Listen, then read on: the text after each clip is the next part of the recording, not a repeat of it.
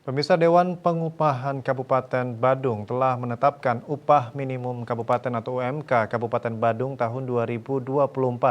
Berdasarkan informasi, UMK Kabupaten Badung 2024 dirancang naik 4,89% atau sebesar Rp3.318.628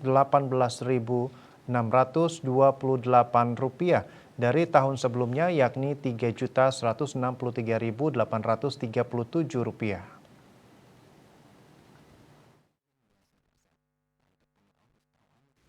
Ketua Federasi Serikat Pekerja FSP Kabupaten Badung Iwayan Suyase saat dikonfirmasi membenarkan perihal tersebut. Menurutnya UMK Badung telah dibahas Dinas Perindustrian dan Tenaga Kerja Badung dengan instansi terkait, diantaranya Asosiasi Pengusaha Indonesia APindo dan Serikat Pekerja. Bahkan sudah ditetapkan besarannya. Pihaknya juga membenarkan adanya peningkatan UMK Badung 2024 sebanyak 4,89% atau sebesar Rp154.791. Kenaikan ini telah menjadi pembahasan dan sesuai dengan perundang-undangan yang berlaku.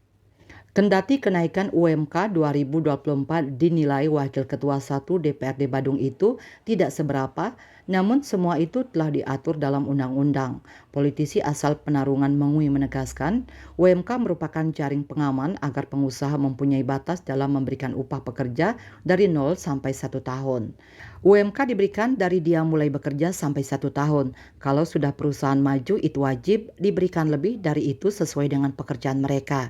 Suyase menjelaskan UMK itu mestinya tidak berlaku dengan pekerja yang bekerja sudah lebih dari 5 tahun.